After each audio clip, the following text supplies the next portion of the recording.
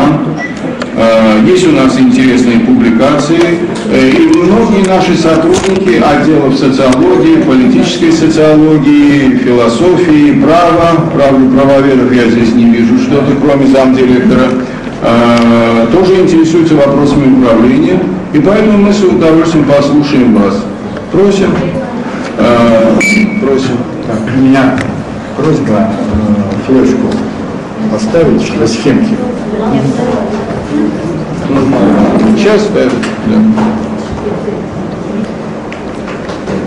Ну, пока там устанавливают. Да, ничего. Так, с санкт-петербургскими учеными у нас связей таких особенных нет. В основном мы ориентировались непонятно почему на Москву. В советские времена, по крайней мере. Ну а сейчас у нас, как говорится, есть желание и возможности встречаться с учеными различных стран, и в том числе различных городов России. Сейчас я покажу.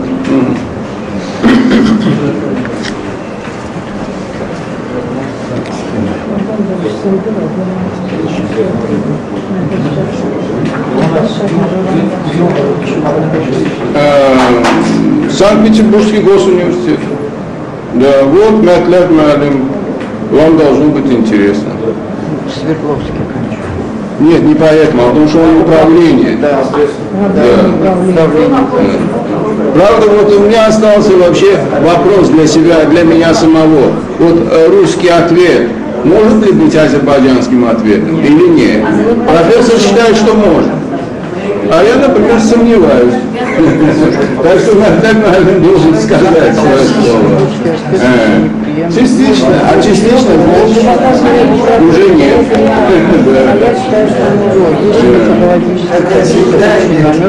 Да, в общем, это такой вопрос.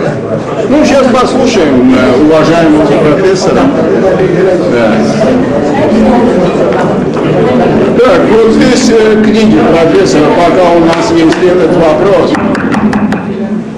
Одна из его книг называется «Общество, государственность и семья». Он принес в наш институт подарок, так что можете в библиотеке ознакомиться. К вопросу о выработке государственной политики поддержки института семьи в процессе общественного развития.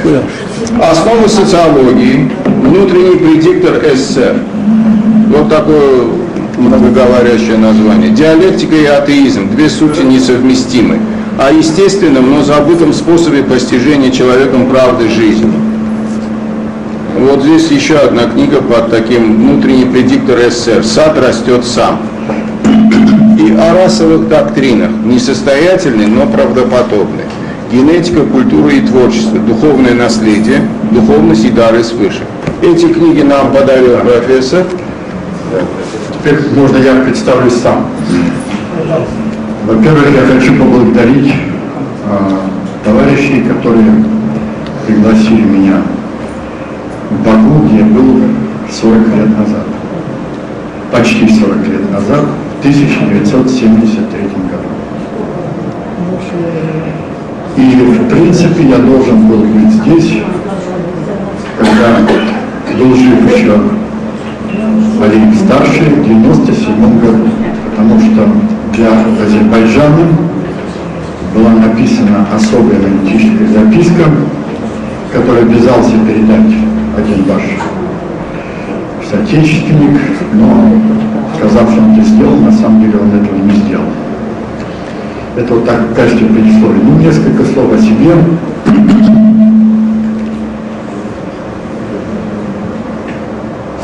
В прошлом я морской офицер. 22 года я служил в Первом институте Министерства обороны и занимался фактически проблемами научного обеспечения во всех аспектах, но прежде всего в области акустики атомных подводных лодок. Занимался непосредственно акустическим проектированием атомных подводных лодок.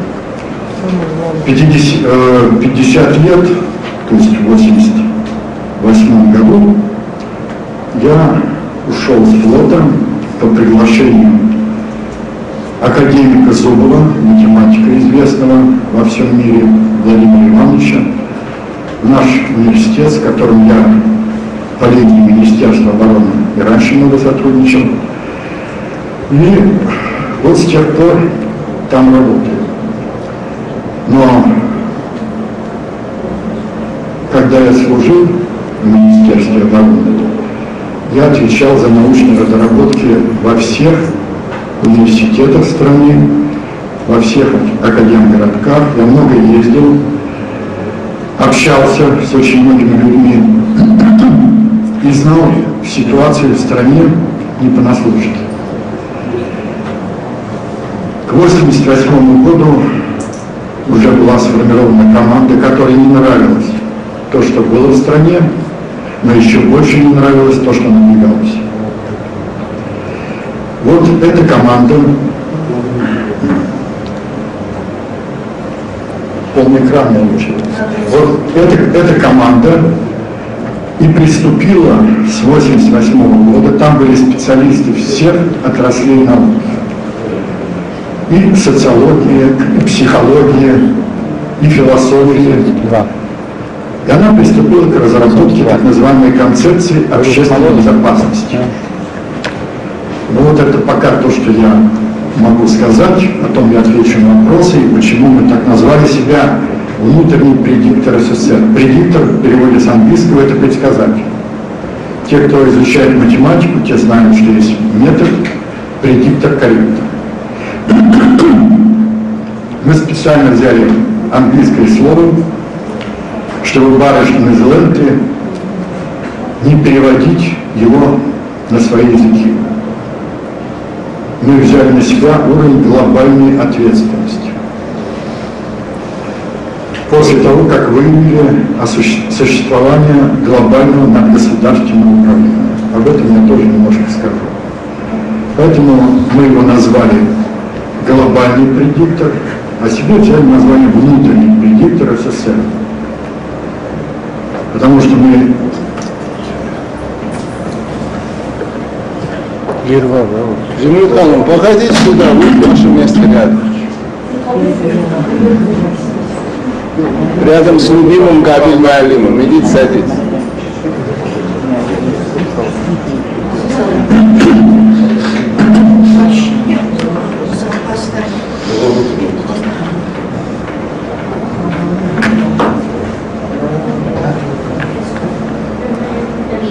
Всякое объективное явление, существующее в мире, до тех пор, пока оно не получило не просто название, а адекватное название, оно как бы и не существует.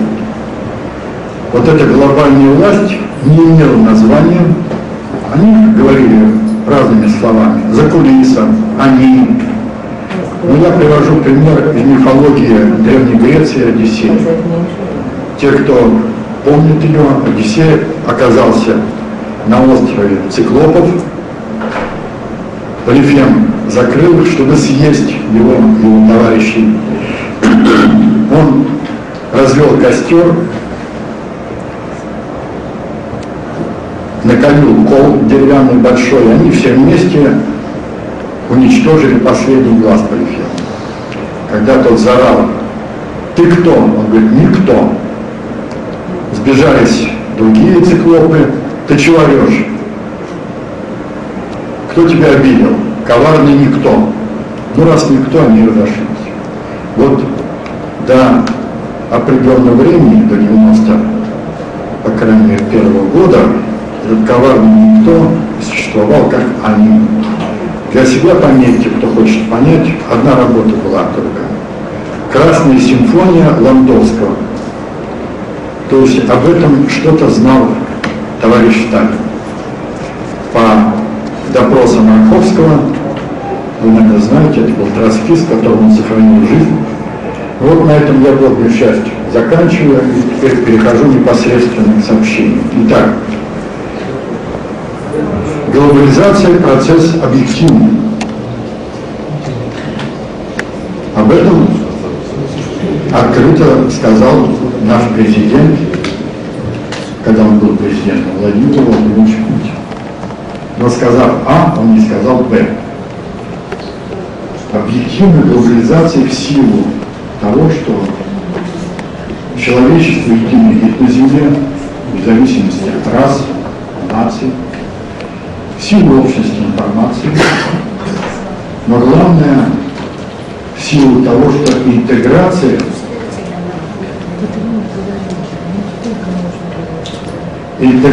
производительных сил, что плохо слышно? Интеграция производительных сил – процесс объективный. Столько, сколько существует человечество, столько существует и глобализация. Вопрос другой.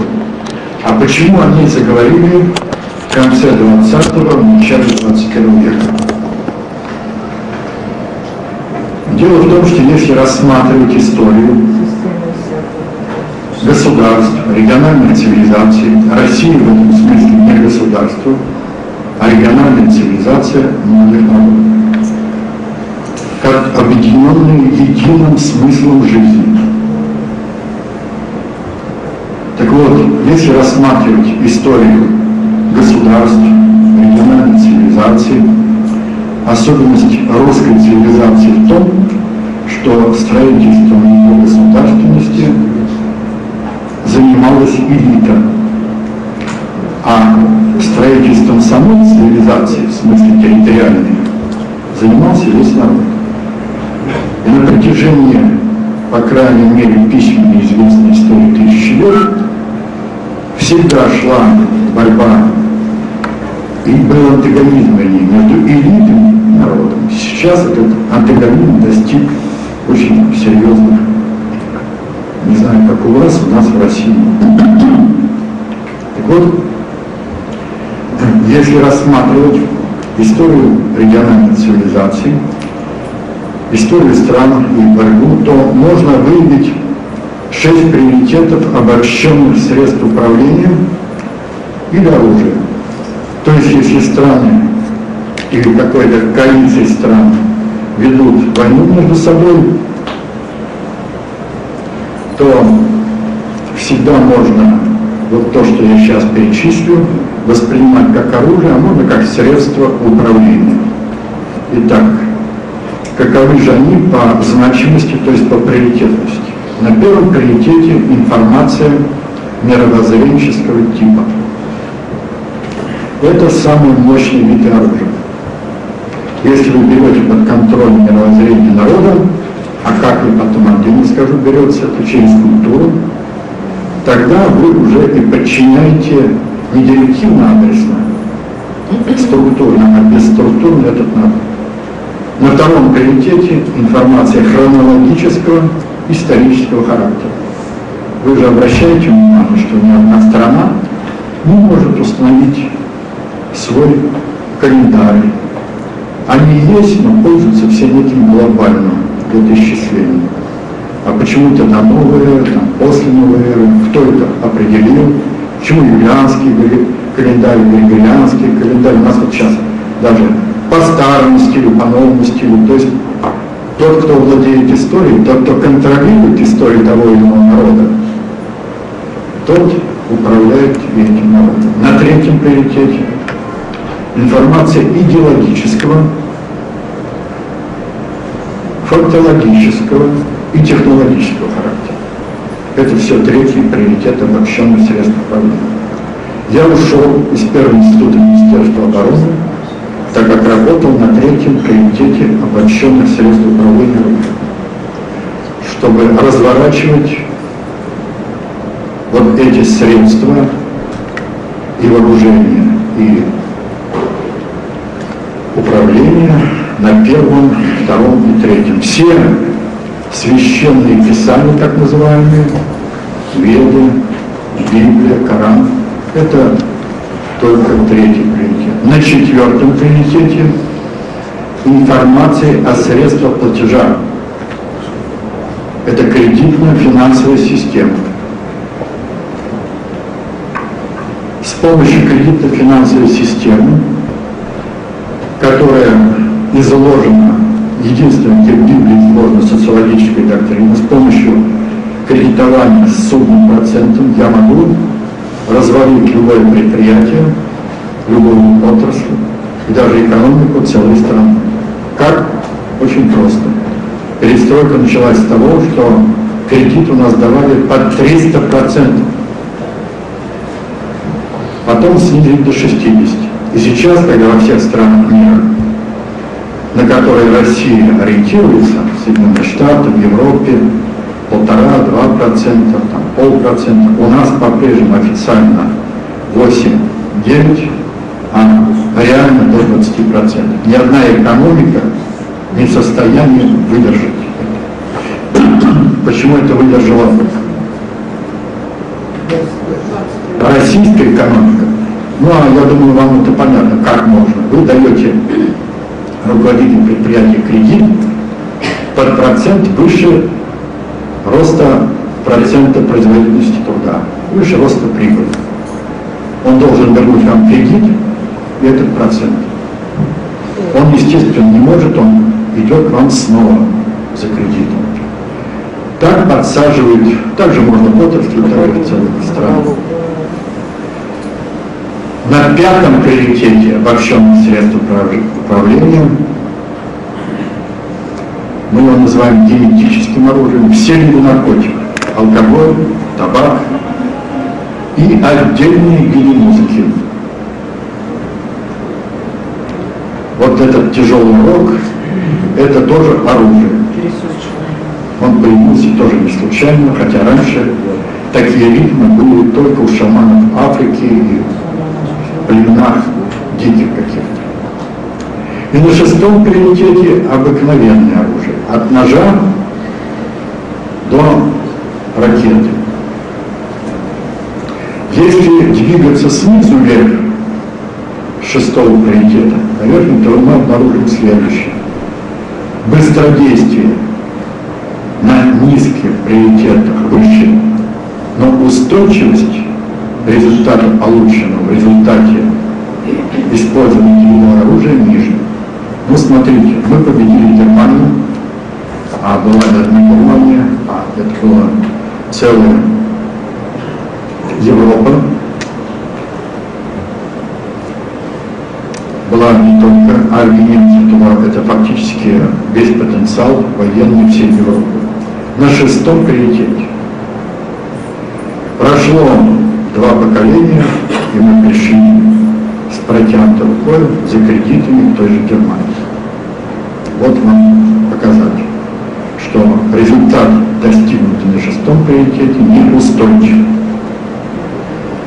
Но если вы смогли как-то своего противника поразить обычным оружием, вам могут нанести удар с помощью оружия 5-го приоритета. Поэтому в России идет алкоголизация, потребление табака на самом высоком уровне.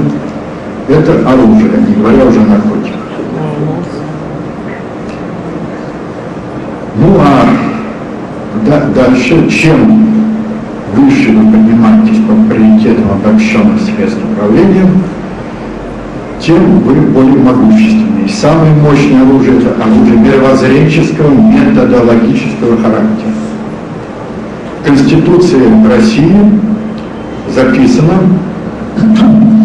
что никакая идеология не может быть государственной. 13 статья. Но в Конституции не записано. И ничего не говорится о методологии. Мы пришли к обществу с методологическими средствами управления, с мировоззренческими. Итак, глобализация процесса объективный. Управление идет по всем 6 приоритетам. Результаты более устойчивы там, где применяются более высокие приоритеты управления. Если 2 региональные цивилизации страны воюют, то это оружие. Если же эти средства направлены вовнутрь, это средства управления. Для того, чтобы подготовить такую работу, которая проводилась в рамках научно-исследовательской работы, поставленной в университете совместно с Институтом США и Канады, где я был назначен ответственным исполнителем, были профессора и доктора со всех 20 факультетов наших старейших университетов. Мы, когда начинали работу, убедились, что существует главная проблема. Это понятийный и терминологический аппарат. Этим уже более 100 лет занимались многие ученые, которые хотели создать некий единый понятийный терминологический аппарат, с помощью которого можно было бы легко входить в любую отрасль науки. Но жизнь, как говорится, ставит задачи, а человек обязан их решать. Все науки чем-то занимаются. Химики химичат, физики физичат, биологи занимаются своей биологией, медицина занимается, частью лечит, частью калечит, а реально наука должна заниматься управлением. Каждая наука, то есть управлением процессами химическими, физическими, психологическими, психическими процессами, биологическими процессами. Так мы вышли на понимание, что понятийный аппарат, теория управления является для всех наук неким фактором хождения в отрасли науки. Когда я впервые начал читать курс достаточно общей теории управления, в 1997 году на факультете прикладной математики мне дали заочников и вечерников. То есть те, которые не пошли по конкурсу. Я им читал первокурсникам первый семестр. Достаточно общей теории управления. После того, как курс был прочитан, у нас принято, что где-то на 3-м курсе успевающие вечерники, заочники могут переходить на дневной. Мои все 25, обычно 2-3-5, все перешли на дневной, уже на 2-м курсе. Я следил за ними, они очень успешно учились, а для экзаменационной комиссии стал вопрос, что мы неправильно тестируем наших студентов, может у нас что-то не так. Из 25 12 закончили с красными дипломами, многие уже защитили диссертации, успешно преподают на этом же факультете. В чем здесь дело? Дело в том, что уже 200 лет, как наука существует, а наука отделилась от религии после Христа, до этого наука и религия занимались одни и те же люди, жрецы. Не было разделения на науку. Так вот, примерно 200 последних лет каждая наука создавала свой понятийный аппарат.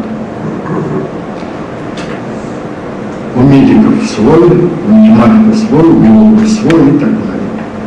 А математики дошли до того, что в некоторых случаях специалисты по левой части дифференциального уравнения не понимают специалистов по правой части дифференциального уравнения. То есть было время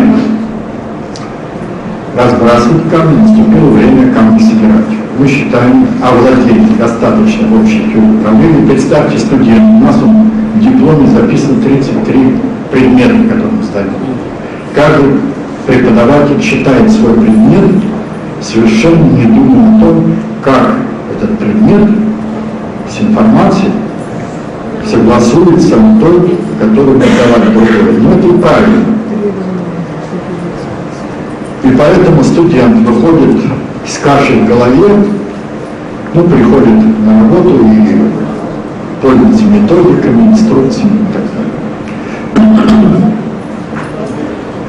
Вот эту достаточно общую теорию управления, по нашим представлениям, должны освоить все, чтобы потом можно было преподавать вот по такому принципу. Многие для вас известное изречение библейское. Многие знания, многие печали. Слышали, да? Но это изречение не помню. На самом деле полное звучит оно так. Многие знания, многие печали для тех, кто не понимает своего места узкоспециализированного знания в общем ходе вещей. Но многие знания великие радости для тех, кто понимает место своего узкоспециализированного знания в общем ходе вещей.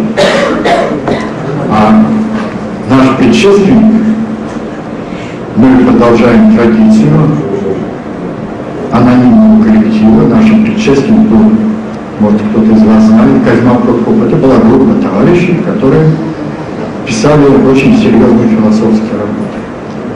Так вот, он говорил, узкий специалист подобен флюсу, от которого болит все тело. Понятно, чем сказал.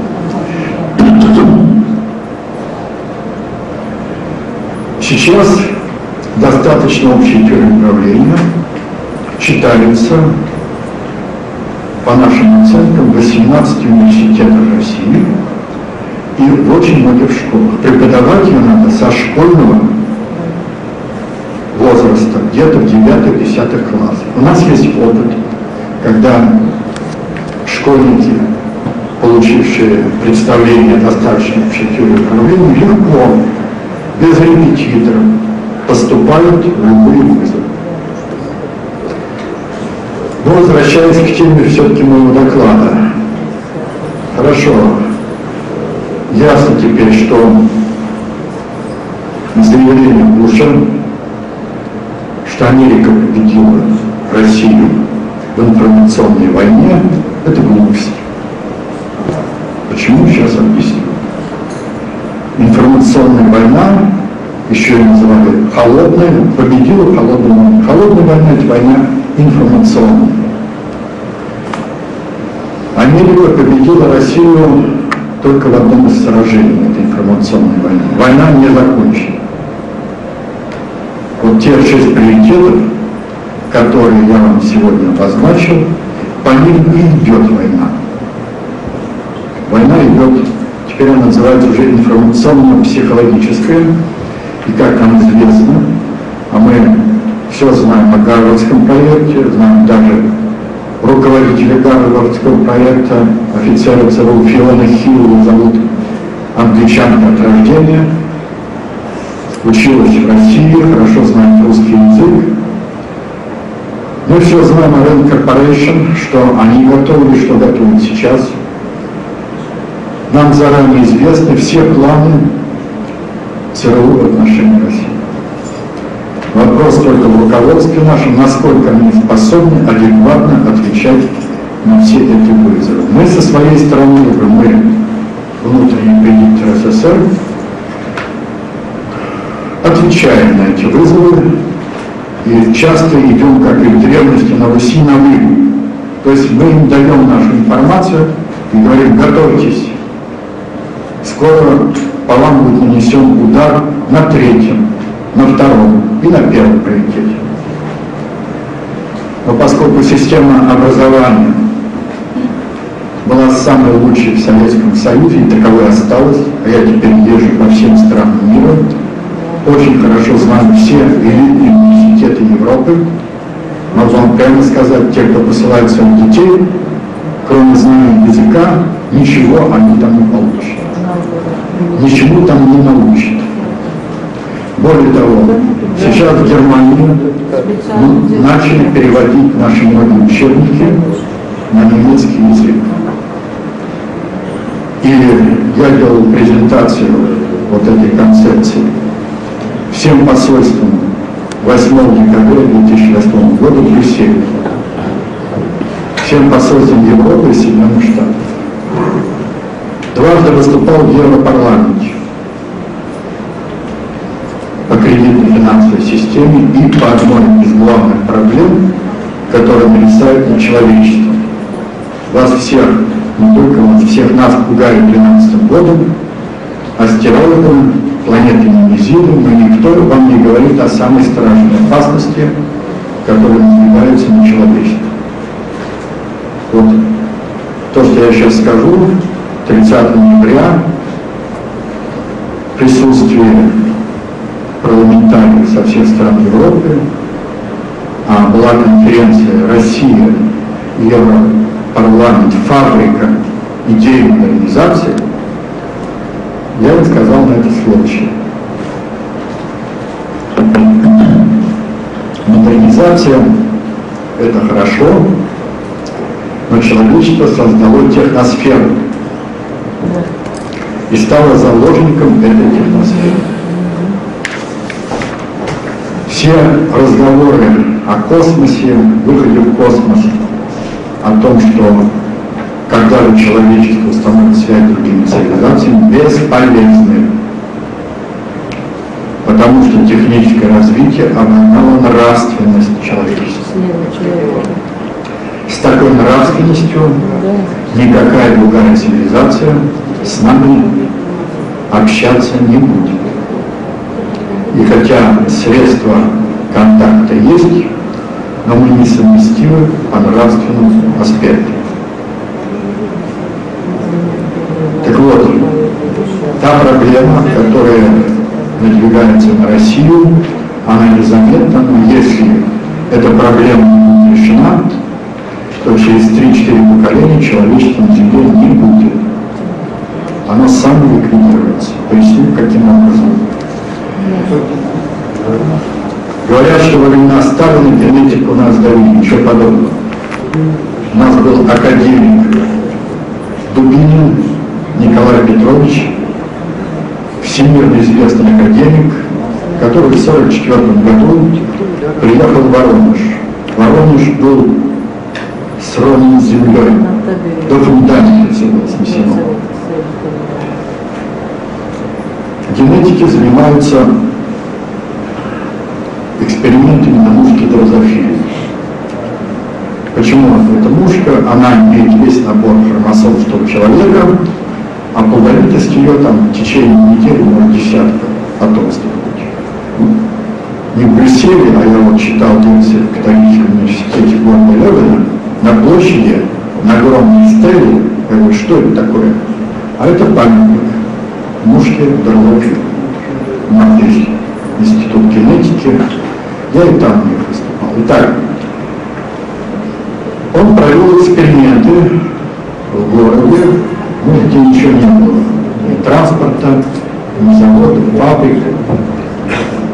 Потом, через 2 года, когда инфраструктура города была более восстановлена, заработали некоторые заводы, фабрики, жилые дома, транспорт пошел. Он снова провел эксперименты. И выявил страшную вещь.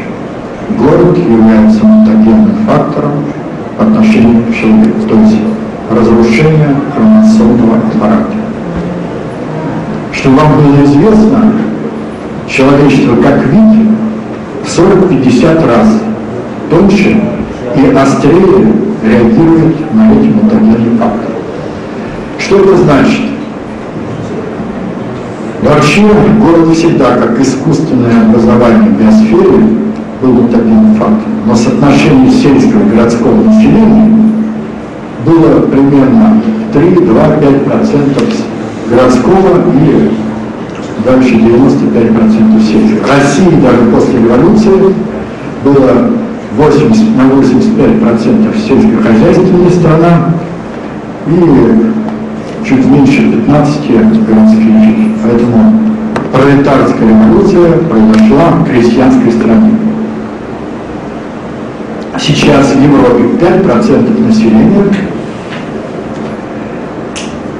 дают сельскохозяйственной продукции до 95% людей, живущих в городах. Примерно такое положение Соединенных Штатов. То есть на длительном историческом периоде сельские жители вливали новую кровь в города и компенсировали негативное вот это влияние мутагенного фактора города. А теперь слушайте внимательно. Прошло 60 лет. Появились города-монстры. Человечество приближается к отметке 7 миллиардов, официально, неофициально. Возможно, где-то 7,5. Почему неофициально? Потому что нет данных ни по Китаю, ни по Индии. Я эти страны хорошо знаю, бывал. Есть официально в Индии 1 100 000 000 держится отметка, так не в 2000 году, неофициально 1 300 000 000, 1 500 000 000. Что это значит? Есть дети, которые рождаются, но они не фиксируются статистикой. Их нигде не регистрируют, ну а в Индии вообще есть так называемые little people. Я был в 2000 году с очень большой поездкой по Индии. Их 300 с лишним миллионов. Они рождаются у поребрика, имеют 2 листа пальмовых, какой-то там 2 камня, готовят себе одежду, у них нет ни имени, ни фамилии, ни паспорта, ничего. И их 300, я спросил, сколько их? По-английски это little people, по-индийски несуществующие люди. В Китае официально 1 300 000 000, неофициально 1 500 000 000, 1 800 000 000. То есть, понимаете, что Индия и Китай вместе составляют почти половину человечества. Так вот, у нас сейчас городское население в России, не знаю, как у вас, это вам должно быть лучше известно по статистике, 73%, и только 27% сельского населения. Если вы бываете в Европе, а я там бываю часто, много, очень много, 6 раз был в Брюсселе, то вы обратите внимание, там ходят группки людей, как дети, за ручку держатся, уважают, это дауны.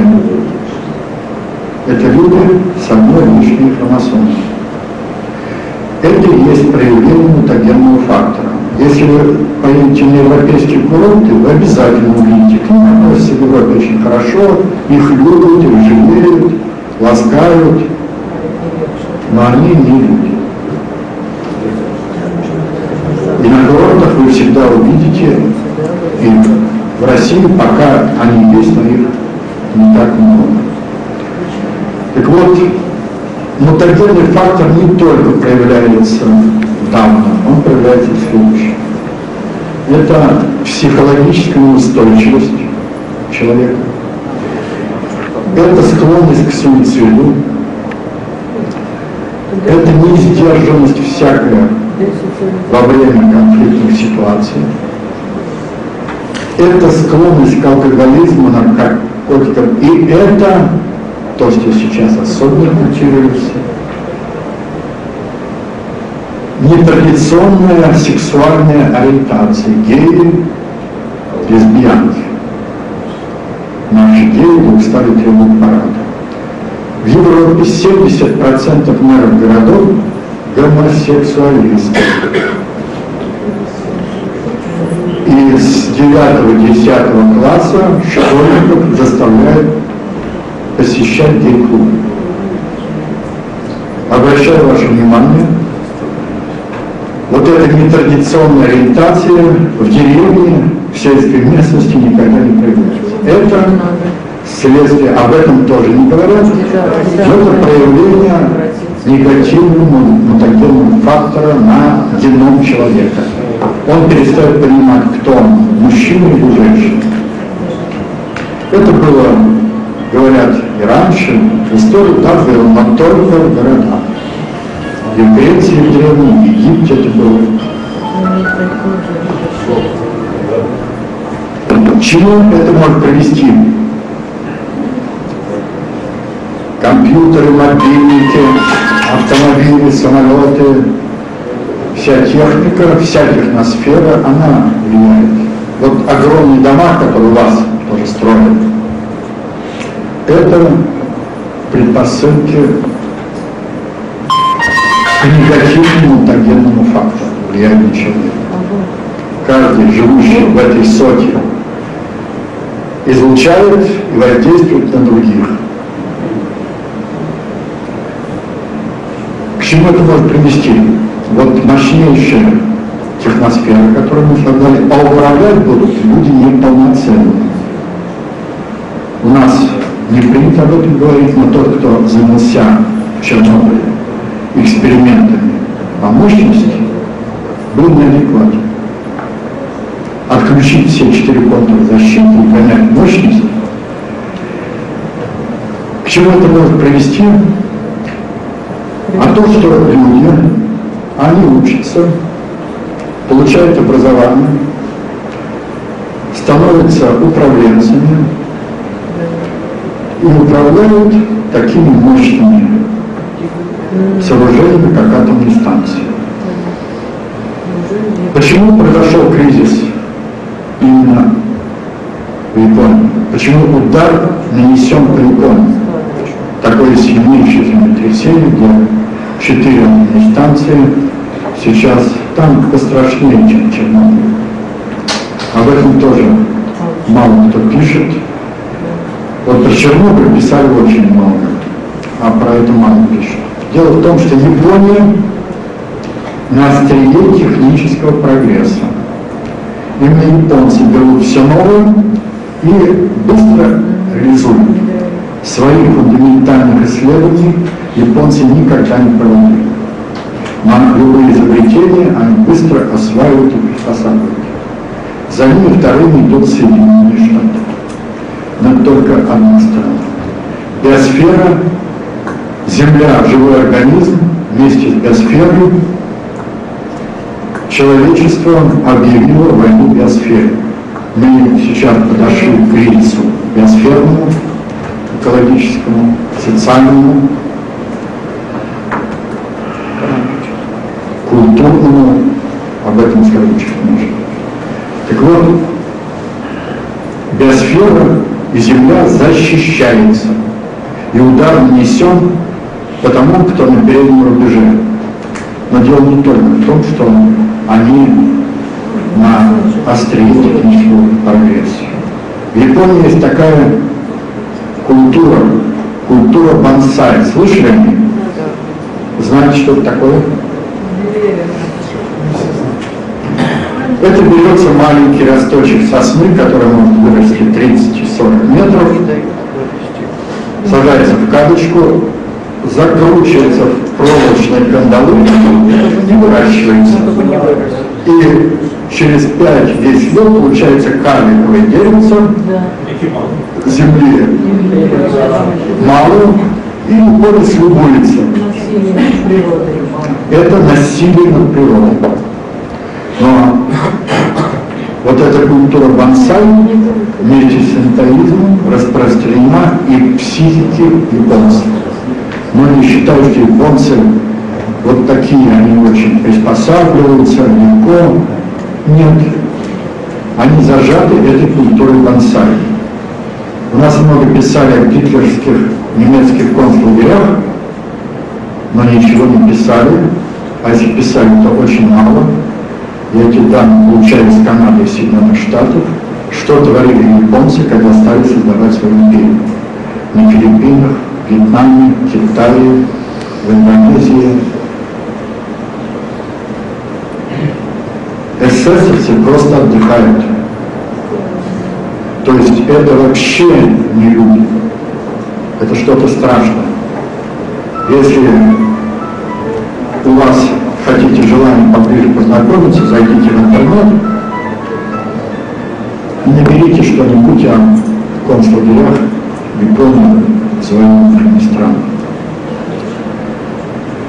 Вот эта волна плиты, которая одним краем упирается в Японию, а вторым в Калифорнию, я как специалист в области теории колебаний, она идет. И есть те специалисты, которые этим занимаются, она должна прийти в Соединенные Штаты. Это так, к слову. Так вот, человечество может погибнуть, если не изменит парадигму, по которой он развивается. Что значит? Мне, естественно, был задан вопрос, я преподаю не только в основном университете, а еще и в аграрном, на факультете теории управления, и мы там разрабатываем новую парадигму жилищного строительства в России. Было время, когда сельское население бежало в города. Должно наступить время, когда городское население, особенно молодежь, должно бежать из города. Такие города-миллионники, как Москва, Санкт-Петербург, опустеют. Мы разрабатываем теорию ландшафтно-усадебного строительства. Теперь и уже она рассматривалась в администрации президента, я проводил форум. И представьте, у нас студент, окончив вуз, он не может в Санкт-Петербурге купить квартиру, однокомнатную квартиру от 30 до 50 тысяч долларов. Самая такая простенькая. Не может студент заработать таких денег, и даже если он еще 10 лет будет работать. Мы вообще считаем, все огромные состояния нажиты нечестным трудом. Честным трудом невозможно заработать не то что миллиарды, а даже миллионы. Это всегда связано с преступлениями, спекуляциями, бизнес. Это теперь, а раньше называлось просто спекуляцией. То, что у нас противопоставили план рынка, это величайшая глупость. Японцы над нами смеялись во время перестройки. План – это некий вектор цели. И нет ни одного предприятия, у которого не было хоть каких-то планов. А рынок – это механизм достижения вектора цели. Нельзя план противопоставлять механизму, но всякий рынок как механизм надо настраивать. Мы с 90, мы были знакомы с уравнениями межотраслевого баланса, и когда первое издание концепции было, в одной из бесед нам сказали, а вот вы знакомы с уравнениями межотраслевого баланса, расписанным нашим соотечественником Василием Леонидовичем? Да, конечно. А как вы думаете, их можно решить? Мы работаем над этим и уже далеко продвинулись. Думаю, что через 2-3 года мы решим. И действительно, в 1994 году мы нашли решение уравнения межотраслевого баланса. Мы знаем, как настраивать рынок. И мы эту информацию, я привез сюда. Мы взяли краткий курс. К сожалению, но он есть в интернете. Да. Значит, любую из этих книг и другие вы можете найти в интернете. Сайт. Еще здесь сайт. Запишите. По начальным буквам достаточно общей теории управления. dotu.ru. Английские буквы dotu.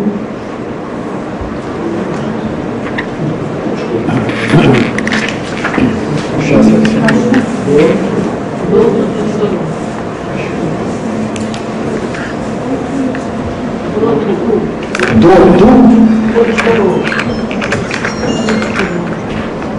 Сейчас я пишу.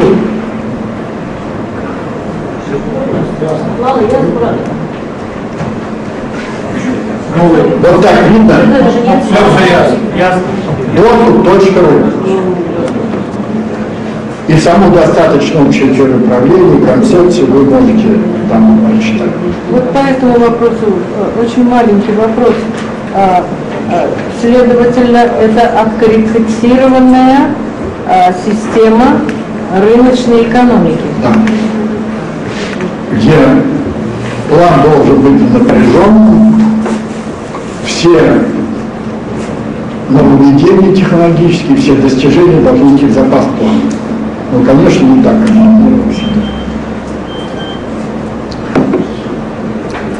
так вот, мы предложили, и сделал я заявление, вообще мои выступления в Брюсселе, они публикуются на английском языке.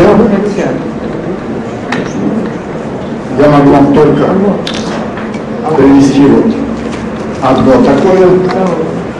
Причем публикуются не где-нибудь, а в газетах, которые кладутся на стол всем президентам Европы и премьерам.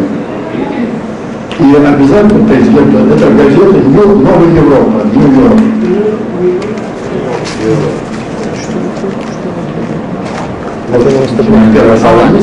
Она опубликована полностью на английском языке, где я рассказывал о проблемах экономических, почему кризисы, и почему кризисы, как кризисы будут преодолены. Но это отдельная тема.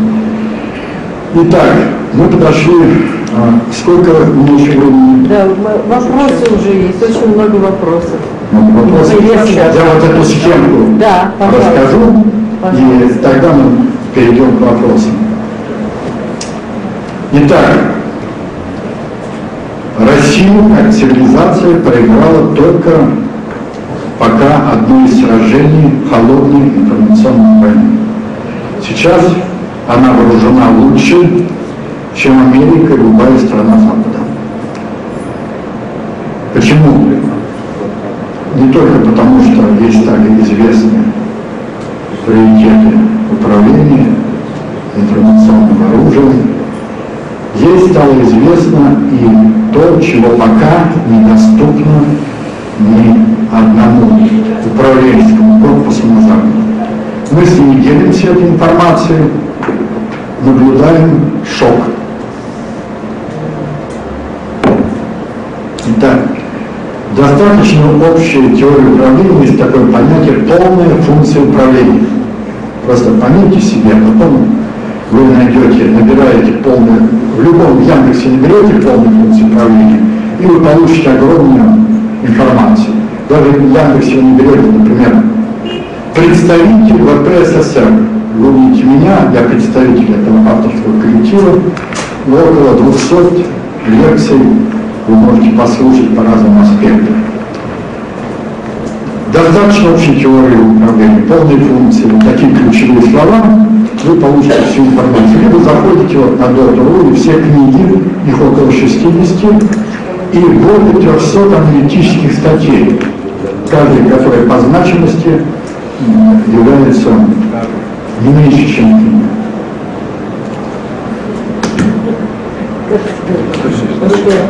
Итак, полная функция управления. Что это такое? Всякое управление идет по полной функции. Знает об этом человек или не знает? Она разделяется на 7 этапов. И первый этап самый важный. Мы его назвали идентификация нового фактора среды. Но если не по-научному, то по-простому. У каждого из вас здесь есть какая-то сумма знаний. Как вы узнаете новые знания? Ведь, например, вот это будут читать, взгляд бросит, кто-то заинтересуется. В Коране есть такое понятие развлечения, по-арабски аль-Фуркан. Сура 25. Бог дал Моисею Писание и развлечения. Коран мы изучили очень тщательно, и у нас есть работа по Корану. Мы все Библию тщательно изучали. Что это значит? Развлечение, вот аль-Фуркан с арабского переводится двояко, как развлечение, как спасение. Почему так? А потому что если вы не различили что-то, вы можете погибнуть. Вперед смотрящему на Титанике, который шел со скоростью почти 20 узлов, резал голубую ленту Атлантики, а приборов не было для определения. Было только сказано, что в этом районе айсберг мог быть. Он не смог различить айсберг от облака, и Титаник погиб. Происходит вот то, что я назвал развлечением или идентификацией нового фактора среды по принципу это, не это. У вас вот все, что есть, это. А новое, как вы смотрите, не это. Или вы изучаете это, либо отбрасываете в сторону. Это неинтересно. Понятно. Вот это первый этап полной функции управления. Второй этап не менее сложный. У Казьмы Прудкова есть такое изречение. Многие вещи нам непонятны не потому, что наши понятия слабы, а потому что сие вещи не входят в круг наших понятий. Что это значит? Круг понятий, в которые не входят некоторые вещи, это некие стереотипы. Стереотипы поведения формируются культурой. Каждое поколение, которое входит в жизнь, оно не просто входит в жизнь, оно входит в определенную культуру. Есть исламская культура, есть библейская, ее называют западной культурой. Почему? Поясню. Чтобы определиться, в какой культуре вы живете, идите для начала в музей. Вот у нас есть Эрмитаж, есть Русский музей. Я, когда учился курсантом, послушал курс истории живописи западноевропейского Эрмитажа, курс русской живописи в Русском музее. Потом я поездил по миру, и то, что я обнаружил в наших музеях, я увидел во всех. Я был в музее Права в Мадриде, я был в Древнейской галерее, в Лувре, национальной галерее Лондона, галерее в Уфите. Что общее 60-70 некоторых музеев, да, серьезных художников, классика, написаны на библейские сюжеты. Правда, когда я учился курсантом, я спрашивал, ну ладно, вот такой художник, так-то, так, а что здесь? Экскурсовод не мог рассказать, он Библии не знал. Он знал, в какой манере картина написана, историю художника.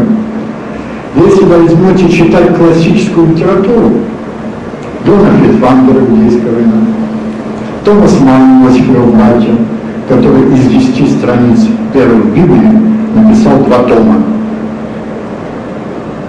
И машинистка, который перепечатал ее руку и сказал, вот теперь-то я знаю, как все было на самом деле.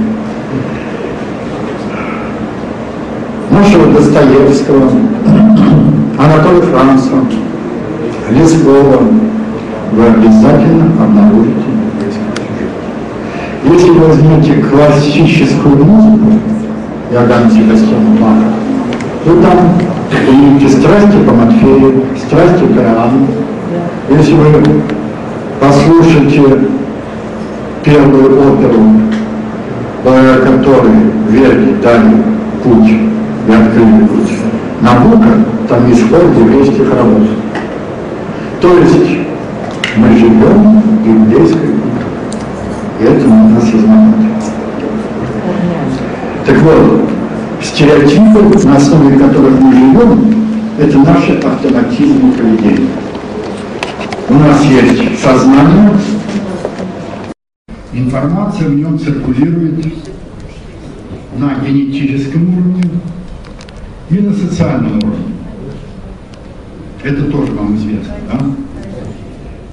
Так вот, идет скорость обработки информации на социальном и на генетическом уровне.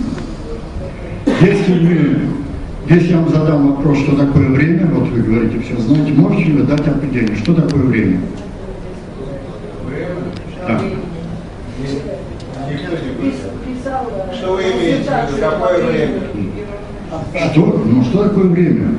Действительно никто не может. Концепции времени есть, какую вы хотите, революционную, абсолютно. С чем связано? Никто нам скажет, Вот это я слышу во всех институтах. Начиная от Богословской духовной академии, кончая физикой. Но теперь все-таки послушайте. Наше мнение, это наше. Итак, во Вселенной нет статики, с этим я согласен. Во Вселенной только процессы. И все они носят колебательный характер.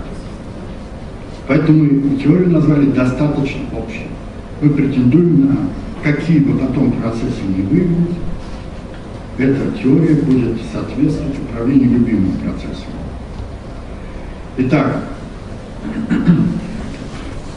время – это субъективное понятие. Оно возникает в сознании человека. Вот товарищ сказал, о каком времени вы говорите. Сейчас я вам назову. Время бывает биологическое, социальное, историческое. Да это понятно, да не совсем. Вот времен астрономическое. О каком времени будем говорить? Вот сейчас я дам общее определение. Время, понятие времени, а понятие – это образ, плюс код слова. То есть, если вот сейчас я принесу и проношу некоторые слова, глаза – зеркало души.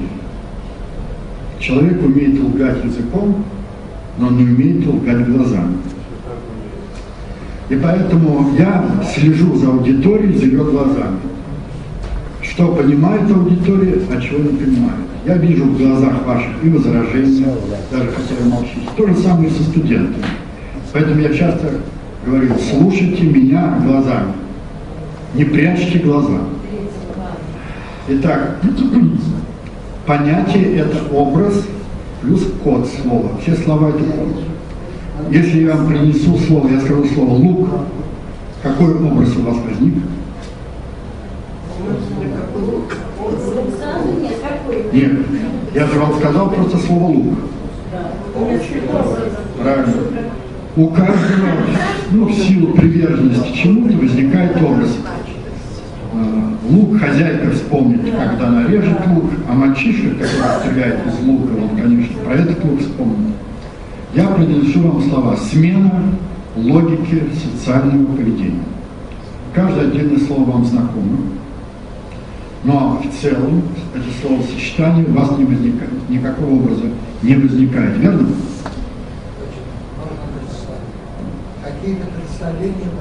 Итак, время появляется, поскольку я назвал времен как процесс, мы изучаем социальные процессы, биологические, исторические, астрономические.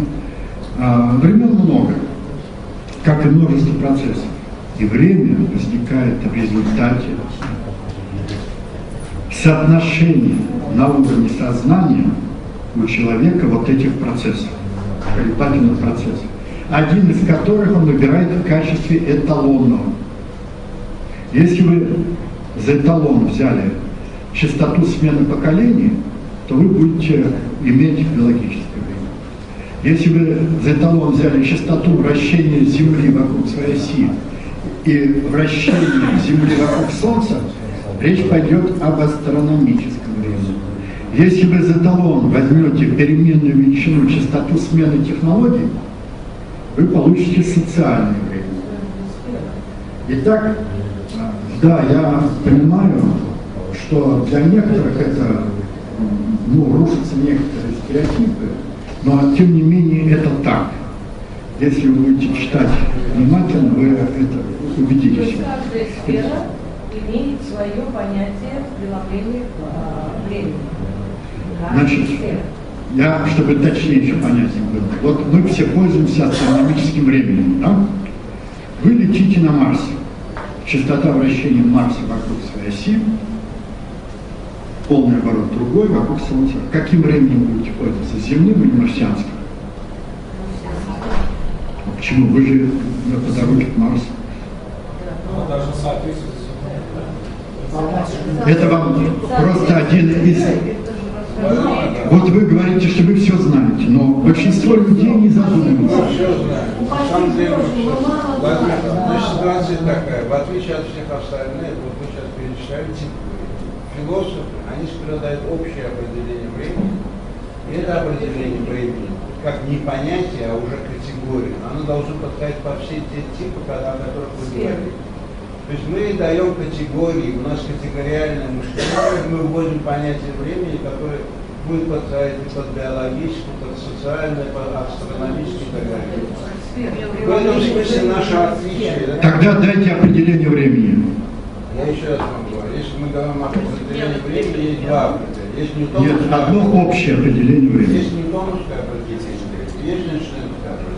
Это примерно как в экономике с одной стороны, с другой стороны. Это зависит от того, один из президентов Соединенных Штатов, дайте мне одностороннюю экономику. Вы рассматриваете какой мир? Если вы макромир рассматриваете, микромир и мегамир, там разные типы времени. Мир единый целостен и все в нем причинно-следственным словом. Ну, это знаете механицизм 20-х годов. Время это процесс. Если нет процесса, В древности говорили Это абсолютно не действует. Поэтому я вам и сказал, время это мера соотношения частот колебательных процессов Вселенной. Общее. А если не будет колебательных процессов, что будет, что за единицу времени устроить? Покажите мне процесс, в котором нет колебаний. Есть два вообще типа. Нет, покажите мне процесс, в котором нет колебаний. Есть нулевое колебание, да?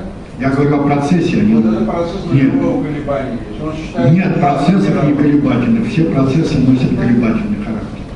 Ну, я все-таки сейчас закончу, иначе это уже диск. Итак, мы рассматриваем... Да, а я всегда беседы провожу. Итак, мы рассматриваем два процесса. Биологический, где частота смены поколений неизменная. Вот посмотрите на эту схему. Вверху это колебание, а внизу это интерпретация через скорость информационного обновления на генетическом и на социальном уровне. То есть, вот колебания, это формальная схема, примерно в 100 лет, всегда так было, проходит 4 поколения. Каждые 25 лет происходит смена поколений. Одно поколение вбрасывает новые идеи, другое проводит, третье по инерции, четвертое опрокидывает. Так вот, частота смены поколений, она показана на графе скорость, она постоянная. И мы назвали это биологическим временем. А социальное, общество характеризуется, социальное время характеризуется частотой смены технологий. Если частота смены поколений постоянная, то частота смены технологий переменная. Было время, когда технологии в основных отраслях жизнедеятельности общества, транспорт, строительство, сельское хозяйство оставались неизменными тысячи лет. Потом количество технологий нарастало, период жизни уменьшался. Столетия, десятилетия. И, наконец, подошло время, когда частота смены технологий или период их жизни сравнялся с частотой смены поколений. Видите, это выделено желтым. Это совершенно уникальное явление, это открытие, которое сделал наш коллектив, заключается в следующем. Теперь мы живем, оно произошло в первой половине 20-го столетия. Как мы это рассчитали? Мы изучали иерархические папирусы Египта, они знали об этом явлении, что произойдет смена частот социального и биологического времени. Но они дальше, и у них это падало по астрономическому календарю на 20-е столетие, а расчет они делали, иерархический период времен фараона Джасера, это 1800 лет до новой эры. Вот дальше они не заглядывали, они просто считали, что человечество погибнет после этого. Так вот, соотношение частот смены поколения и частот смены технологий определяет логику социального поведения всего общества в целом, что выражается в его мотивации и во многих других вещах. Но вот пока вы видите только, что они пересеклись, появилось что-то вроде резонанса. Я как специалист в теории колебаний, наверное, многие из вас знают, что такое резонанс, когда собственная частота колебаний совпадает с частотой вынужденных колебаний. Можно условно говорить так, что египтяне знали о резонансе, можно условно говорить о резонансе. На самом деле, те, кто занимались резонансами, мне приходилось многие конструкции подводных лодок проявлять на точность расчета собственных частот. Как это делается? Берется деталь, ставится на специальное устройство. Расчетом получается примерно 16 Гц, но надо обязательно с точностью до 0 Гц. Есть формулы, посчитали. Начинаем возбуждать внешними колебаниями. Доводим до того, как амплитуды выросли, деталь сломалась, и определяем точность расчета. Там 0,2 Гц. Но если я на высоких амплитудах пройду выше частоты, то у меня поколеблется и успокоится. Это называется флатовой версией. Вот и с человеческим, если рассматривать человечество не на протяжении там 1, 2, даже 100 тысяч лет, а на протяжении там 10 тысяч лет, то человечество прошло действительно очень опасную зону. В чем это выразилось? Это выразилось в том, что именно на первую половину 20 века выпали революции. Революции прошли не только в России, все общество сотрясалось. Революция была в Мексике, в Германии, в Китае, в Корее, в Вьетнаме, в Индии. Все завершилось в 50-м году. И именно на этот период выпали 2 страшных мировых войны. Третьей мировой войны больше не будет. В том понимании, как это было, вот такой войны, не будет. Общество перешло в новые качества. Теперь, за время жизни одного поколения, технологии в основных отраслях жизнедеятельности общества меняются 5-6 раз. Я родился в 1938 году, и в моем городе Горьком, где я родился, я очень редко автомобили видел, запах бензина, были гужевой транспорт, самолет я увидел только в музее. Сейчас я летаю по всему миру, от Вьетнама до Москвы 11-12 часов лета. Теперь скорость обработки информации, связь, все выросло и сменилось вот за жизнь одного поколения 4-5 раз. Когда мне в Индии сказали, что от владычества английского ничего не осталось, я показал мобильник, сказал: пользуйтесь, компьютер пользуйтесь, автомобиль пользуйтесь, самолет пользуйтесь, вещи говорят на своем языке с вами. Теперь владычество не такое, как было во времена колонии. Итак, общество вошло в новый период, новой логики социального поведения. И поэтому реакция на многие события в обществе неадекватная. А в чем, собственно, должна выражаться эта новая логика социального поведения? Значит, прежде всего мотивация. Если раньше студент поступал в какой-то технический вуз, изучал какие-то, там же множество фактологий запоминал, то к концу, через 5 лет, фактология устаревает. У всех образ профессора дореволюционный, сидит в хорошей квартире, у него прислуга, в халате, там его дети, его внуки хорошо живут. А сейчас большинство профессоров, не знаю, как у вас, у нас в России нищие. Я на полставки в аграрном университете 4000. Вот такие.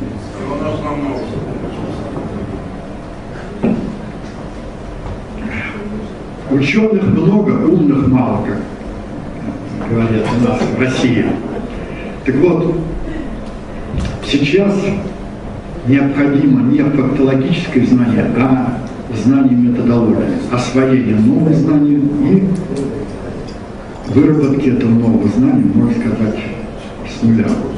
Необходимо освоение диалектики, но не той, которая преподавалась, а древнее искусство диалектики постижения истины. Мы эту диалектику восстановили. И у нас есть вот эта работа, она так называется «Диалектика и атеизм, две сути несовместны».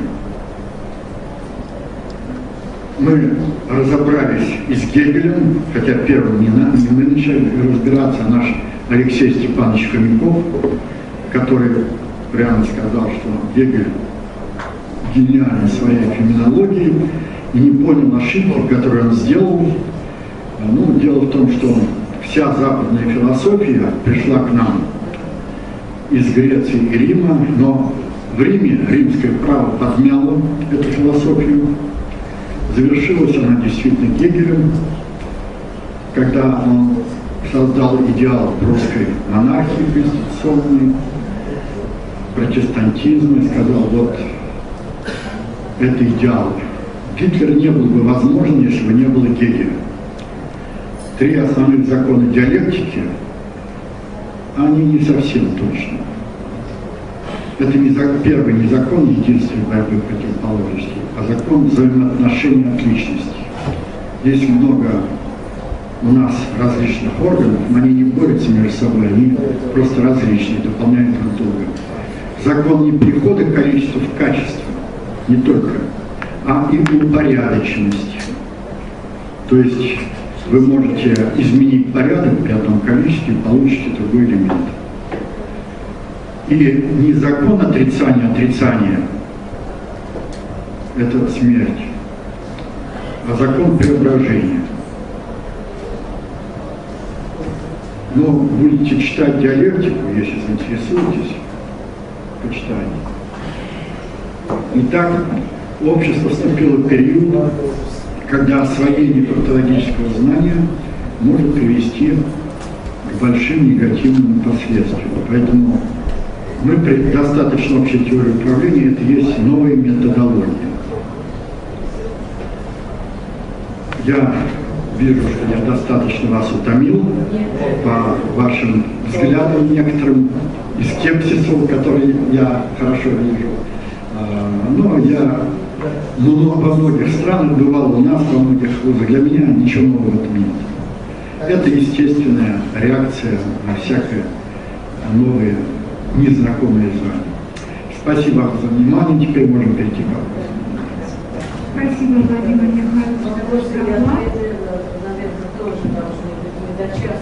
Сейчас я как раз хочу сделать такое сообщение. Значит, спасибо большое за ваш доклад.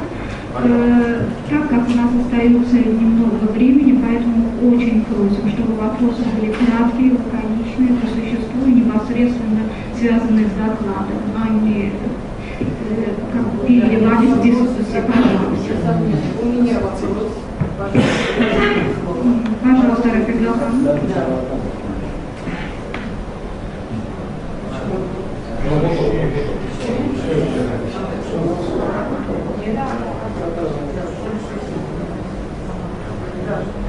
Спасибо большое. Спасибо огромное. Почему? Потому что все, что сегодня мы услышали, это ложится на слух и на сердце людей, у которых формировался философский тип мышления. В этой аудитории таковых много, которые определенным образом, их образ жизни – это и образ философского мышления. Поэтому и вопросы, поэтому очень внимательно мы слушаем, с чем-то мы знакомы, с чем-то мы с большим интересом сегодня знакомимся. У меня вопрос такого порядка. То, что прогнозируется, что сегодня движение человечества пошло по пути разрушения,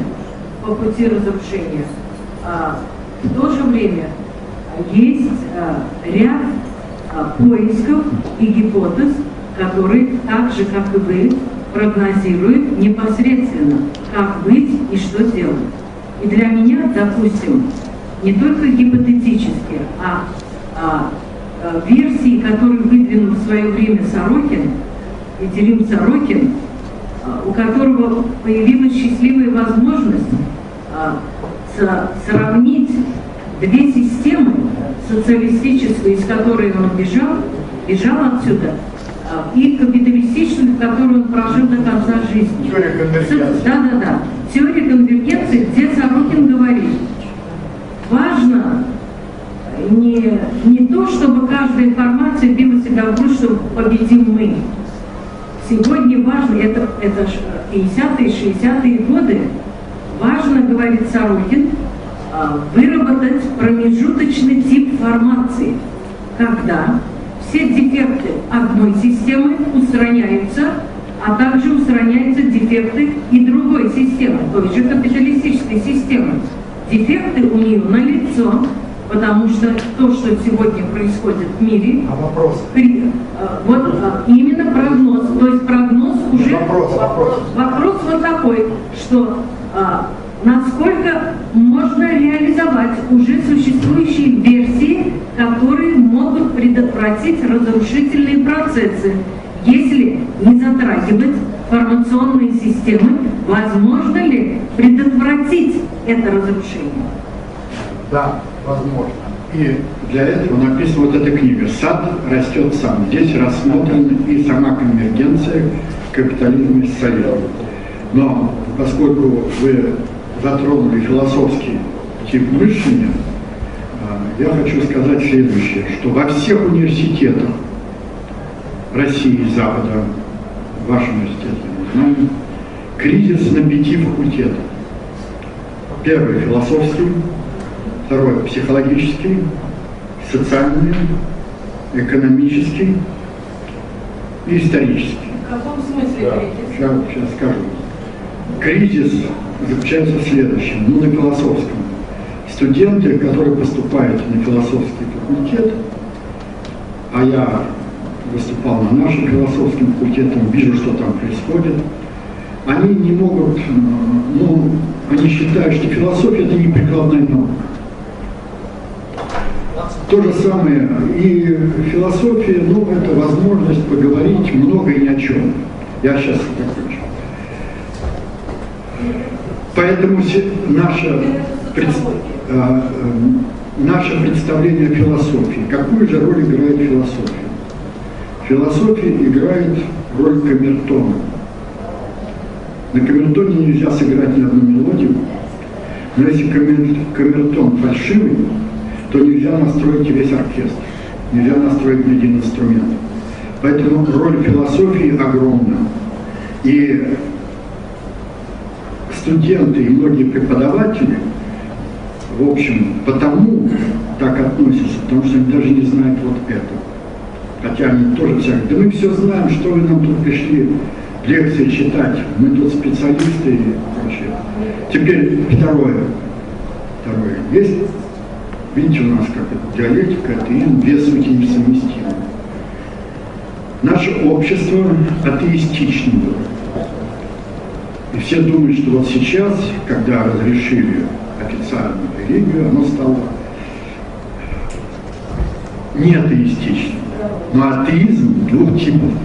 Есть атеизм материалистический, он, в виде формы марксизма, есть атеизм идеалистический. Это все возможные церкви. Объясню почему. Учение Христа и исторически сложившееся христианство так далеки друг от друга. Христа провозгласили Богом, вы знаете, на Никейском соборе в 325 году. И нигде Иисус не говорил, что Он Бог. Булгаков написал свой знаменитый роман, который признан во всем мире лучшим романом 20 века. Почему? Он написал ради одной фразы. Я надеюсь, здесь все ее читали. Когда Иешуа приводит к Понтию Пилату, он говорит, тут про тебя столько написано, что ты достоин смерти. Что отвечает Иешуа? Он говорит, ходит тут за мной один с козлиным пергаментом и постоянно записывает. Я прочитал и пришел в ужас. Я никогда ничего подобного не говорил. Я ему сказал, сожги этот пергамент. Он вырвал меня и убежал. Кто такой? Спросил Понтий Пилат. Левий Матфей. Мы знаем 4 Евангелия. Евангелие в переводе на русский это благая весть. От Луки, Марка, Матфея и Иоанна. Так вот это об одном евангелисте. О чем Булгаков написал? Он рос в богословской семье. О том, что исторически сложившееся христианство далеко очень от учения Христа. И несмотря на то, что у нас церковь отделена от государства, у нас сейчас церковь идет Во-первых, все правительство прислонилось непосредственно к церкви. Ну, понятно, говорят, нет идеологии, но идеологии-то хочется. А мы говорим, есть идеология. Она формулируется в двух словах: выгодно продай. Вот это идеология сейчас. Так вот, правительство, все структуры прислонились к идеалистическому атеизму. Слушайте то, что я сейчас скажу, и подумайте об этом. А во всех вузах преподается материалистический атеизм. Что это такое? Такое только в цирке может быть, когда всадник на двух лошадях. В жизни так не бывает, рано или поздно свалишься. Вот о чем идет речь в философии.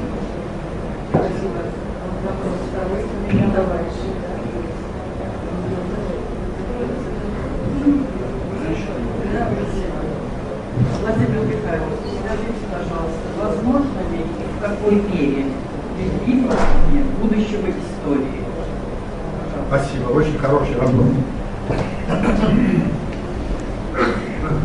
Наш президент, скорее всего, будет президентом снова, Путин, однажды заявил.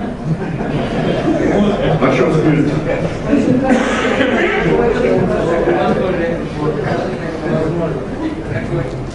Путин знаком с этой информацией. Он изучал достаточно управление еще в 1994 году. Потом концепция прошла режим парламентских слушаний в 1995 году, когда были все и философы, и социологи. Рекомендации.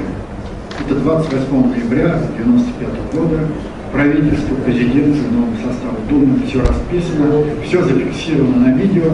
Мы легитимны с точки зрения законодательной власти. Итак, управлять – это предвидеть. Если вы не предвидите, вы не управляете. Есть понятие устойчивости. Но есть общепринятое такое понятие устойчивости в смысле возвращения объекта в результате воздействия возмущения в условной среде.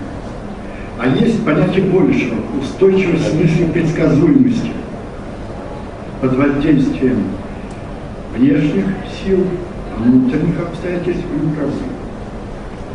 Вот, конечно, при наличии есть схема, по которой, например, Египет управлялся 3000 лет устойчиво, ни одна больше цивилизация. Он управлялся по схеме предиктор-корректор, предсказатель, поправщик. Отсюда глобальный предиктор, внутренний предиктор. Я вам начал рассказывать про полную функцию управления и два этапа. Выявление нового фактора среды, внесение в систему стереотипов. А дальше, судя по вам, как вы слушали, я понял, пока бессмысленно, пока не возник вопрос. Вопрос возник. На третьем этапе, если вы фактор какой-то новый, вот сейчас я вам даю новые знания. Многие здесь сидящие скажут, да какой-то новый знание, нам все это известно. И пройдут мимо. Значит, фактор новой среды, выявленные какие-то стереотипы, изменены не будут. А на третьем этапе, если вы прошли первые два этапа, вы формируете вектор цели в отношении этого нового фактора. А на четвертом этапе вы разрабатываете концепцию достижения цели в отношении этого фактора. Особенность Египта в том, что даже к временам фараона Джасера у него уже было 3000 лет письменной истории. Естественно, грамотными были вот эти 22 иерофанта. По-гречески, переводе с греческого на русский, это как раз видящее будущее. 11 на севере, 11 на юге. Интересно, почему четко или ничего. Так вот, если есть письменная история, а в России только 1000 лет считается письменной историей, что не совсем верно, но все равно, действительно, до 1 века мы не находим источников Веды и прочее. Вот если есть письменная история, читающие ее могут выявить тенденции. И вот один из этих иерофантов и выявил новую тенденцию. Это всегда делает кто-то один. Что интеграция, как там по-египетски, не знаю, по-русски, интеграция производительных сил, процесс объективный. А вот управление любым процессом, оно всегда субъективно. Итак, Управление – процесс субъективный. Вы слушайте внимательно то, что я сейчас скажу. Но управлять можно только объективным процессом. Если будет иллюзия объективности того процесса, в котором мы взялись управлять, то будет и иллюзия управления. Но разочарование такого управленца будет вполне объективным. Понятно, что я сказал? Сколько у нас Сколько минут? 10. Так я еще не до конца ответил. Так вот, 4 этапа: выявление нового фактора среды, внесение в систему стереотипов и создание концепции. Все думают, что Библию написали евреи. Ничего подобного. В Библии есть концепция управления западной цивилизацией. Но написана не евреями, а очень серьезными людьми. В России ее перевели на русский и издали впервые в 1976 году, в 1876 году. Первый экземпляр после встречи Пушкина с Николаем I был уничтожен в 26 году. Так вот, многие читают, вот признайтесь только честно, я сейчас даю, кто читал Библию? Понимаете, много. Я спрашиваю, значит, как? От начала до конца? не от начала до конца. Хорошо. Ну, вижу, мудрый человек говорит и смеется. Правильно. Я вам скажу, что от начала до конца никто не читал, даже в духовной академии. Я это проверял. А читают все по кусочкам. Вот это интересно и так далее. Так же, как и Коран, кстати. Его тоже в целом далеко. Я взял на себя труд, говорят, в советские времена читать Библию нельзя. У меня был в жизни случай, я учился в Суворовском училище, мне моя бабушка там что-то сказала про, что в роду никогда водокийцев не бывает, я стал искать, никто мне не мог ответить. Она сказала, ты Библию об этом прочтешь. Ну и библиотекарша принесла мне Библию и сказала, только не носи в класс. Я 3 дня искал, нашел, что хотела сказать мне моя, это даже не бабушка, а прабабушка. Ангелу Ладикийской церкви, говорю тебе, исторгаю тебя из уст моих, ибо ты не холоден и не горяч, а тепел. Все зло в мире совершается с молчаливым попустительством равнодушным. А бабушка мне, прабабушка сказала, бабушки у меня не было, она рано умерла, сказала, что я по отцу Зазнобин, а по матери горяч. Запомни, внучка, когда в нашем роду появляются мальчики, то они никогда ладикийцами не бывают. Ну, я не искал почему. А потом уже я читал Библию от начала до конца. Это тяжкий труд. Это чтение не для слабонервных. Не случайно, когда впервые она была издана, а у нас статистика была хорошо поставлена, отмечали, из каждой сотни прочитавших Библию от начала до конца, 12-16 сходили с ума.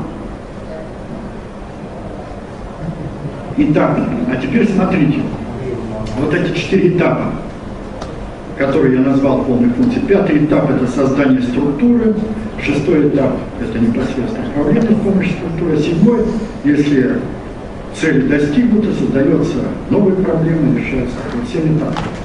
Так вот, скажите мне, кто в вашем государстве, новом демократическом, отвечает за первых 4 этапа полной функции? Или назовите в каком-нибудь в российском, любом. Никто. А за эти первые 4 этапа отвечает концептуальная власть. Сколько вы знаете типов власти? Сколько? Назовите. Вот это все называют. 4-ю не называют законодательная, исполнительная и судебная. А на самом деле их 5. Смотрите на мою левую руку. Высший уровень внутрисоциальной власти – это те, кто отвечает за 4 этапа полной функции.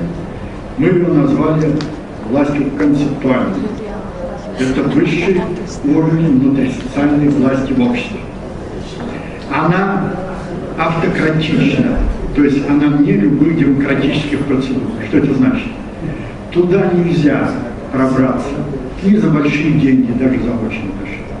Туда нельзя пробраться по рекомендации короля, монарха, президента. Туда вообще пройти можно только по одной формуле,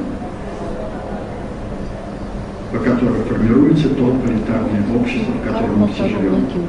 Каждый в меру своего понимания работает на себя, а в меру непонимания на того, кто понимает больше. Толпа – это собрание людей, живущих по преданию и рассуждающих по авторитету, либо вождям, либо священному писанию, либо преданию, которое может быть как угодно изобразно. Чтобы толпа стала народом, надо изменить его культуру мышления, в том числе и философскую культуру мышления. Мы как раз на это и работаем. Так вот, властей на самом деле 5. Высший уровень внутри социальной власти – это глобальная концептуальная власть. Следующий идет власть идеологическая. Вот она у нас была в виде ЦК.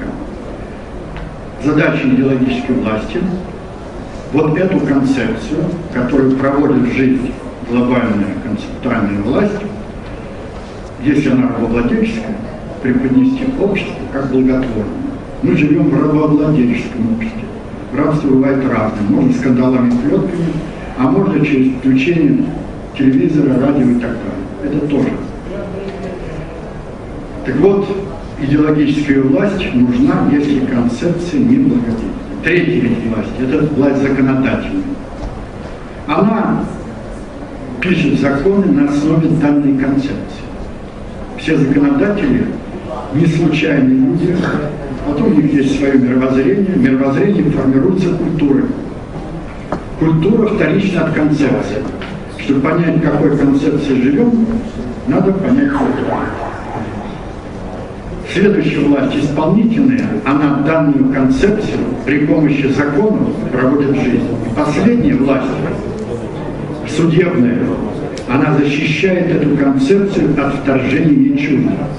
Но не так тупо, ты этого не говори, а сформировав при помощи культуры определенные стереотипы, чтобы человек не способен был не только освоить, даже понять новые знания. И все 5 видов властей работают как часы. В толпе объясняют, нужно разделение властей. На самом деле это не так.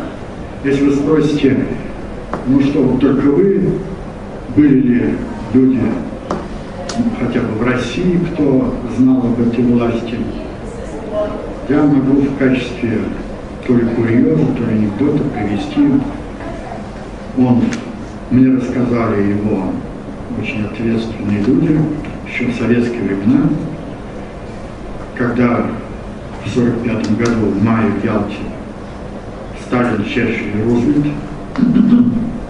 устанавливали новый мировой порядок, то после хорошего обеда во дворце Ялтинском они вышли в Ливаде, да, они вышли на площадку, там Черчилль выпил там, говорит, коньячку, разомлел и говорит Сталину, что вот мы проехались по разрушенной европейской части, мы готовы вам помочь, но отдайте нам за это Крым. Очень нам этот Крым нравится. На что Сталин ответил: хорошо, мы отдадим вам Крым, если из вас, и поднял 3 пальца, если из вас двоих кто-то скажет, какой палец средний. Ну, Черчилль поглупее указал на этот, Рузвельт на этот, а Сталин показал вот этот.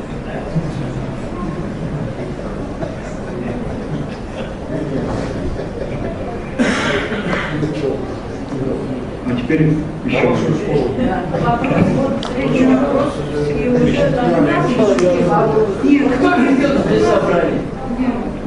У нас, значит, 8 минут и 2 вопроса. Один и Азербайджан, так как они уже... У нас тоже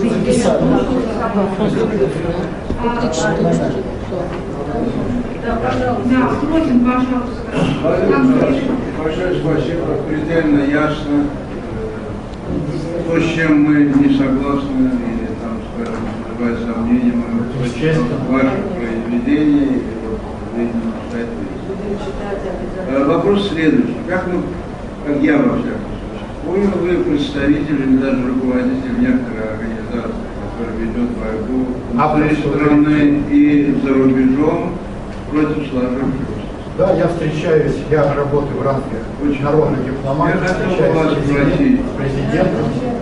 В планах вот вашей организации, допустим, таких стран, как Азербайджан, что вы можете сказать об историческом развитии азербайджанских цивилизаций? То есть является ли ваша организация национальной или даже националистической, или она как бы учитывает и интересы бывших, так сказать, постсоветских стран, и в каком плане вы рассматриваете? Вопрос понятен. Значит, я уже сказал, что я мог бы появиться здесь в 1997 году, потому что вот на ваш вопрос мы заранее ответили особой аналитической запиской. Вот товарищ Намик Мамедов может вас с ним познакомить. Но тот, кто должен был передать, он сейчас консул, благодаря этим знаниям, он был в окружении Алиева, он у меня учился, ну и как потом мне говорили, он просто умел говорить умные слова. Его назначили консулом. Но записку, как мне сказали, он администрацию президента не передал. Там есть все ответы. Что касается вашего вопроса непосредственно, националистической, нет, конечно. Если мы говорим, что человечество единый вид на Земле, если мы говорим о глобализации, говорим о смене логики социального поведения, это касается не только русских, это все. Наши интересы, то есть я приезжаю тогда, когда получаю приглашение, мне оплачивают дорогу, проживание в гостинице, но здесь вот Намик Мамедов, я вообще поражаюсь его настойчивости, он знаком, он очень серьезный товарищ. Нет, дело не в этом. Этот человек, хотя не имеет научной степени, но он не только понял, но некоторые вещи и нам даже помог понять. Он написал статью очень серьезную, и вы в администрации президента еще ее не передали, да? Вот. Если будет желание, потому что я был и в Эстонии, и в Литве, и в Латвии, там уже во всю эту концепцию работает, везде, на Украине, в Белоруссии, вот, было приглашение в Армению, вот в Тбилиси, там есть у нас группа, но там, сами понимаете, какая обстановка. То есть мы работаем по всему миру. В Европе, практически во всех странах мы созданы студенчество.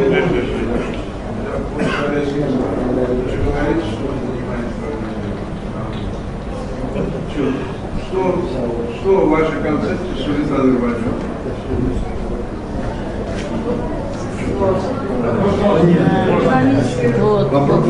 Вопрос как раз не сложный.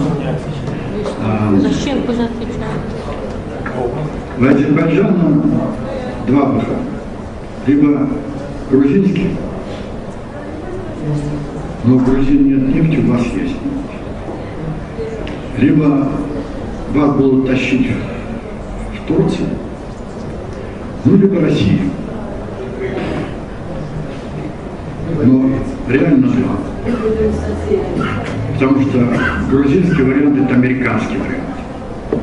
То, что у вас здесь есть и проамериканское лобби, и пророссийское, нам это хорошо известно. Я, прежде чем поехать сюда, я об этом сказал, но когда приезжают сюда наши президенты, премьеры, они не говорят об этих серьезных вещах. Вот об этих серьезных вещах они не говорят. Сейчас я вам скажу эту информацию. Вы не увидите ни по телевидению, ни по радио. Тем не менее, с огромным, у нас сейчас 57 миллионов интернет-пользователей, в 2014 будет 80 миллионов. То есть все население от 14 лет до 50 охвачено. И она во всем распространяется в интернете. Мы хотели бы в каждой республике, а мы прислали рекомендации всем президентам. Они уникальны в зависимости от Туркмении, одно Узбекистан, вас, другое Армения. Мы хотели бы, чтобы вы, изучив это, сами сформулировали свое будущее. Только тогда, когда вы это сформулируете, оно будет вашим, и вы будете за это бороться и защищать. Если же вам принесут, я бы мог вам огласить прогноз, но я делать этого не хочу. И перед тем, как ехать сюда, я обсуждал этот вопрос, мне сказали, не надо. Что Азербайджан особенно, давайте уж совсем так. Пригласят, приедем, обсудим, ну, выскажем свою точку зрения. Но выработать вашу собственную концепцию вы можете только после того, как определитесь сознанием. Вот мы так вот. Отвечаю. Я с 80-х годов общался, ну, фактически с высшим руководством КГБ. И они были одними из первых читателей развала. Сегодня я буду выступать в Национальной библиотеке. Я расскажу о том, благодаря чему и как реально разваливалось. Хотя буду говорить о Пушкине, о загадке пророка. Сегодня же особый день, день рождения Пушкина. И меня пригласили только по Пушкину. Это уже потом ваш институт социологии. Так вот,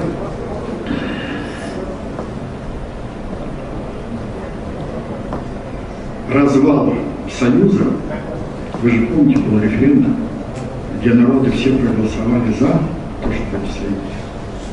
Но элиты это отвергли, и национальные элиты развалили Союз вместе с российскими элитами.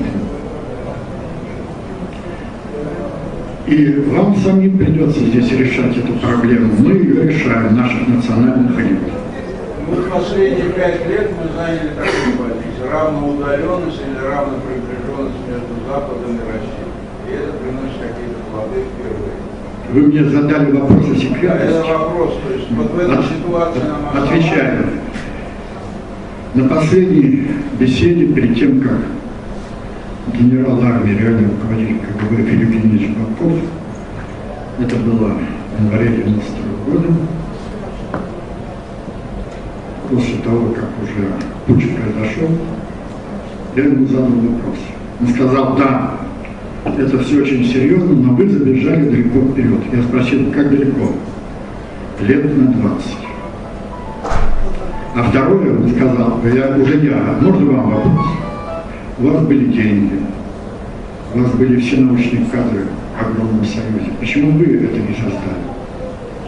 Он рассмеялся и сказал, Владимир Михайлович, удивительно, что вы мне задаете этот вопрос. Я говорю, ну почему? Если бы это появилось под нашей эгидой, это было бы наложен гриф С, СС и спецхран. Поясню, что это значит. Первую презентацию я делал 27 мая 1991 года в военно-морской академии. Было последнее совещание всех управленцев Союза, военных и гражданских. И один с нашего факультета ехал со мной, говорит, ну как, читал? Он читал. Ну и как? Он ответил примерно как вы. А что тут нового? Это уже общеизвестные вещи. Тогда я задал вопрос. А почитать об этих общеизвестных вещах где-нибудь можно? Лицо я сделал серьезно, вот так пальцем. А вот этого не надо. Мы открыты, всякая новая информация открыто выкладывается в интернет. Мы ее хозяева, никто не может наложить. Лучший способ спрятать информацию — положить ее открыто. Кто обладает развлечением, поймет, а кто не обладает, ну, тогда это его проблема. Владимир Михайлович, ваш доклад называется так: «Русский ответ на вызовы глобализации». Почему русский ответ, не Зазнобина ответ? Отвечаю.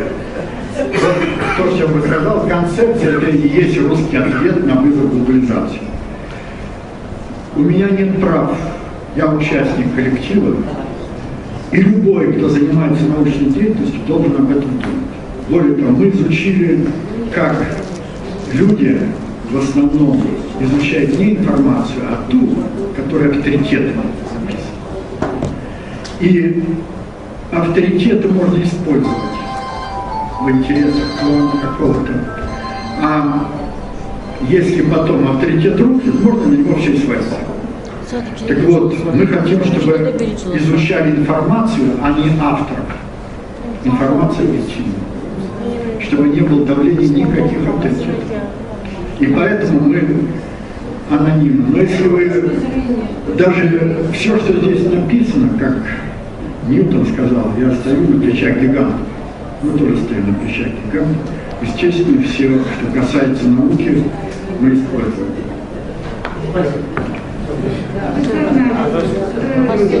У нас время истекло. Ну так как были заявки, после Алина должен был задать. Я хочу поблагодарить. Спасибо. За то, что вы вытерпели все это. Он уже задал вопрос. Да, все. Спасибо большое за доклад. Потом По интересующим вопросам,